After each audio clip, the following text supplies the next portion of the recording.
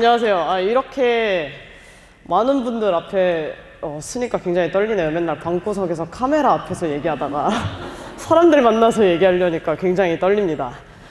제목은 여성을 위한 키토제닉 다이어트예요. 그래서 지금 남성분들이 살짝 실망하신 것 같은데 좀 배우고 가셔서 부인이나 이제 여자친구한테 조금 접목을 시켜주셨으면 좋겠습니다. 오늘의 키토식 혹시 책 읽으셨나요? 네, 거기에 가장 마지막에 나오는 11번째 사람입니다. 그래서 끝까지 안 읽으시면 저를 만날 수가 없어요. 그러니까 제발 끝까지 읽어주세요, 여러분. 저는 키토제닉을 굉장히 체중 감량의 시각으로 접근합니다. 저는 한 놈만 팹니다. 다이어트만 패고요. 그래서 제가 키토제닉 다이어트 입문서인 심플 키토 라이프라는 책도 썼습니다. 그래서 사실은 저는 작가보다는 유튜브 크리에이터로 유명하는데요. 명품 캥거루의 라이프핏이라고 쳐보시면 현재 구독자 감사하게도 4만 분 넘게 있는 유튜브 크리에이터입니다. 그래서 제가 다이어트 한 놈만 팬다고 했잖아요. 그래서 오늘도 한 놈만 팹니다. 네, 체지방 감량에 대한 이야기를 여러분들께 드리도록 하겠습니다. 이거 제 저칼로리 다이어트 할 때 제 사진이에요. 이거 보고 놀라신 건가요? 거의 기야라고 할 수 있죠. 기야 상태였어요. 제가 저칼로리 다이어트를 하다가, 여러분들 저칼로리 다이어트 다 해보신 분? 네, 이렇게 적극적인 반응 감사합니다. 네, 저도 저칼로리 다이어트를 하다가 여기 보시는 것처럼 사실 이거보다 더 뺐었어요. 더 뺐었는데 체중 감량을 엄청 하고 나 다이어트 성공했다, 나의 클라스 입증 하고 곧바로 살이 찌기 시작했습니다. 네, 그래서 다이어트 하기 전보다 3kg가 더 찐 상태로 결국에 요요가 온 상태로 마감을 했고요. 그 한창 요요가 미친 듯이 오고 있을 때 지방의 능력 방송을 봤어요. 그래서 저는 저칼로리 다이어트를 하다가 이제 키토제닉 다이어트를 시작하게 됐습니다. 제가 이렇게 키토제닉 다이어트를 시작하게 된 거는 사실 딱 하나였어요. 배부르게 먹어도 된다. 그거 하나 믿고 시작했거든요. 그 저칼로리 다이어트랑 키토제닉 다이어트는 원리가 굉장히 다릅니다. 저칼로리 다이어트는 사람을 약간 기계로 봐요. 그래서 인풋과 아웃풋을 계산을 해서 네가 인풋을 많이 넣었으면 많이 움직여서 아웃풋을 늘려. 그럼 살 안 쪄. 이렇게 말하죠. 완전히 사람을 기계로 알아요. 근데 키토제닉 다이어트는 사실 그렇지 않거든요. 음식을 먹어서 네가 호르몬을 정상화시키고 대사를 정상화시키면 저절로 살이 빠질 거야 라고 말하는 방법이란 말이에요. 그래서 아예 근본 자체가 다른 다이어트 방법입니다. 근데 많은 분들이 이상하게 이 두 개를 합쳐서 하세요. 칼로리 제한, 키토제닉 다이어트. 새로운 다이어트를 만드셨어요. 인간을 유기체로 보는 것 같으면서도 기계로 보고 그런 다이어트를 하고 계시거든요. 근데 이거 보면 너무 안타까워요. 왜 안타깝냐면 제가 했거든요. 네, 저는 몸빵입니다. 다 해봤습니다. 저희 칼로리 제한 키토제닉 다이어트를 해봤는데요. 어플 아시죠? 거기에 매일매일 강박적으로 입력을 했습니다. 저울로 맨날 달아서 음식 해 먹었고요. 막 그 계량 스푼 이런 거 사가지고 다 달아서 먹고 기록을 했습니다. 그래서 왼쪽처럼 덜 먹은 날도 있었고 오른쪽처럼 넘치는 날도 있었어요. 덜 먹은 날은 고민을 하기 시작합니다. 남았는데 좀 더 먹을까? 말까? 안 먹으면 빠질 것 같은데. 막 이런 고민하고, 오른쪽처럼 넘치면 자책을 하기 시작합니다. 내가 미쳤지, 그때 그 고기 몇 점 안 먹었으면 되는 건데. 막 이렇게 자책을 하면서 정작 내가 배부른지 내 몸이 어떻게 반응하는지는 전혀 신경 쓰지 않았어요. 그냥 이 숫자에 완전히 매몰된 거죠. 그렇게 저도 칼로리 제한 키토제닉 다이어트를 했어요. 근데 이게 장점은 있습니다. 저칼로리 다이어트 했다가 키토제닉을 넘어오면 이제 대사가 떨어진 분들이 먹는 양이 많아지기 때문에 일시적으로 체중이 늘어나는 경우가 많아요. 근데 그거를 없애줍니다. 어쨌든 저칼로리는 똑같으니까 체중이 증량하지 않아요. 그 저칼로리 키토제닉 다이어트를 하는 시기에. 그리고 또 제가 장점을 생각해 보니까 증량 걱정 안 해도 되는 것 같고, 증량이 안 되는데 그냥 이게 다더라고요. 예, 이거 장점 이거 딱 하나입니다. 해보니까 장점 이거 딱 하나예요. 근데 단점이 있어요. 첫 번째는 막 사람들 키토제닉 하면 나 에너지 뿜뿜해서 막 미쳐 날뛴다 이렇게 하는데 못 느껴요. 뭐 에너지가 오른대? 이래요. 그리고 막 제 컨디션 좋아져서 막 나도 돌보고 남도 돌보고 갑자기 운동도 하고 막 마인드풀리스 하고 이런다는데 없어요. 지금 난 너무 힘들어. 키토제닉 하는데 너무 힘들어. 이 상태가 지속됩니다. 또 그 다음에 호르몬 안정화가 잘 안 돼요. 제가 사실 저칼로리 다이어트 아까 보셨죠? 거의 가죽대기밖에 없었잖아요. 그래서 자연스럽게 호르몬이 이상해졌어요. 갑상선 수치가 굉장히 낮았고 이제 성호르몬 수치도 낮아가지고 월경을 안 했습니다. 피임약을 꾸준히 먹지 않으면 생리를 안 했어요. 그게 2년이 넘었었어요. 근데 그게 안정화가 잘 안 되더라고요. 저칼로리 키토제닉 다이어트, 그러니까 칼로리 제한 키토제닉 다이어트를 하니까. 그리고 식욕도 잘 안 잡혀요. 아니 키토제닉 하면 많이 안 먹게 된다며. 간헐적 단식 당연하게 하게 된다며. 안 돼요. 숫자에 매몰되면 안 됩니다.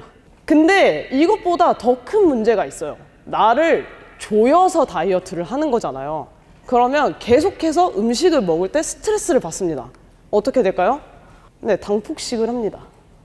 당폭식 하면 인생 망함. 키토 망함. 이렇게 돼요. 그러면 어떻게 될까요? 증량이 돼요. 실제로 당폭식하면 당연히 증량이 됩니다. 글리코겐 저장고 텅텅 비워놨다가 엄청 채우는 거잖아요. 증량이 되면 여러분 또 어떻게 하세요? 정신 차리고 시작하자. 저칼로리를 다시 시작합니다. 저칼로리 키토제닉을 하든 저칼로리 다이어트를 다시 돌아가든 저칼로리로 돌아가요. 그럼 또 어떻게 될까요? 또 당폭식을 하겠죠. 그건 또 어떻게 될까요? 또 증량을 하겠죠. 그건 또 어떻게 될까요? 또 저칼로리 하겠죠. 그건 또 어떻게 될까요? 단 하나의 장점인 증량 걱정이 없다. 이게 사라집니다. 결국에는 증량이 돼요. 끊임없이 당폭식을 하면요. 그래서 칼로리를 그러면 다 버려야 되나? 라고 생각하실 수 있어요. 근데 칼로리를 잘 이용하면 잘 써먹을 수 있습니다. 그래도 칼로리가 다이어트 가설 중에 하나긴 하지만 꽤나 그럴듯하잖아요. 그럴듯한 거를 이용을 하는 거죠. 첫 번째는 처음 시작을 할 때 뭐 1대 2대 7 이렇게 먹으라 하잖아요. 탄수화물 1, 단백질 2, 지방 7 이렇게 먹으라고 하는데 그때 이 칼로리를 기준으로 식사를 세워보는 거예요. 그러니까 이게 절대적으로 막 따르세요 이게 아니고 맨 처음에 출발선으로 정해보는 거예요. 왜냐면 내 몸이 어떤지 모르잖아요. 내 몸이 어떤지 알기 위해서 출발선으로 그걸로 양을 정해보는 거죠. 양을 정한 다음에 내가 그렇게 정해놓은 양을 먹었는데 이상하게 배가 고프네? 하면 양을 늘리시면 되고 이상하게 너무 배부른데? 소화가 잘 안 되는데? 하면 양을 줄이시면 됩니다. 그러니까 내 몸을 알기 위한 수단으로 삼는 거지 이게 내 몸 따위 필요 없고 무조건 맹목적으로 쫓아갈 목표는 아니거든요. 칼로리 자체가. 그래서 조금 칼로리 자체를 나를 알기 위한 수단으로 조금 이용을 해보시면 좋을 것 같아요. 예, 제일 중요한 거는 내 몸의 소리를 듣는 거예요. 되게 많이 들어보셨죠? 다 표정이 또 뻔한 얘기하네 이런 표정을 저 바라보시는데 그래서 제가 하나 더 준비했죠. 제 명품 캥거루예요 여러분. 나를 아직 모르시는 분들께 추천하는 방법이에요. 제가 이 몸빵이라고 불린 이유는 사실 챌린지를 되게 많이 했어요. 뭐 최강의 식사도 해보고 2주 단식도 해보고 격일 단식도 한 달 해보고 저는 심지어 자연식물식도 해봤습니다 여러분. 이렇게 되게 많은 몸빵을 하면서 제가 깨달은 게 있어요. 내 몸으로 실험을 해야 빠르게 내 식단을 찾을 수 있구나. 그래서 이제 자가 실험을 추천을 합니다. 이때 이용하는 방법이 1주에서 2주 정도 시험을 해보시면 되는데 그때 식단을 전체 다 바꾸지 마세요. 내가 계란이 맞는지 알아봐야 되겠어. 에그 패스팅 이런 거 아니에요. 그게 아니고 내 몸에 도움이 되는 것보다 안 좋은 걸 안 먹는 게 중요하거든요. 원래 식단에서 안 좋을 것 같은 거 있잖아요. 왠지 제가 조금 찝찝한데 얘를 빼보시는 거예요. 그리고 1주에서 2주 동안 컨디션 변화, 뭐 체중 변화, 에너지 변화를 체크해 보시는 겁니다. 그리고 그 기간이 지난 뒤에 다시 드셔보세요. 그러면 만약에 좋아졌다가 안 좋아지잖아요. 바로 알아요. 안 좋아졌다가 좋아지는 거 잘 모르거든요. 먹어봤을 때 2주 뒤에 먹었는데 갑자기 너무 피로해졌어. 그러면 그 음식 안 맞는 거예요. 지금 내 몸에. 이런 식으로 자기한테 안 맞는 음식을 하나씩 빼보는 방법을 추천합니다. 1, 2주 하라고 하니까 그거 언제 다 실험해? 이렇게 생각하는 분들이 있어요. 근데 저칼로리 키토제닉 반복하면서 계속 당폭식 하는 것보다 훨씬 빠릅니다. 실제로 2달 안에 거의 웬만하면 알 수 있어요. 왜냐면 어차피 의심 가는 게 그렇게 많진 않거든요. 그리고 저는 영양제도 드셨다가 안 드셨다가 하는 걸 추천해요. 키토제닉 하는 분들이 영양제를 막 30알씩 드세요. 대단해. 그거 어떻게 다 삼키세요? 그렇게 드시는데 사실은 자기 몸에 필요한 영양제일 수도 있고 자기 몸에 안 필요한 영양제일 수도 있어요. 안 필요한 영양제 맨날 먹어봤자 그냥 비싼 똥이에요. 근데 그걸로 차라리 그 돈으로 내 몸에 맞는 영양제를 비싼 거, 좋은 거, 흡수율 좋은 걸 쓰는 게 낫단 말이에요.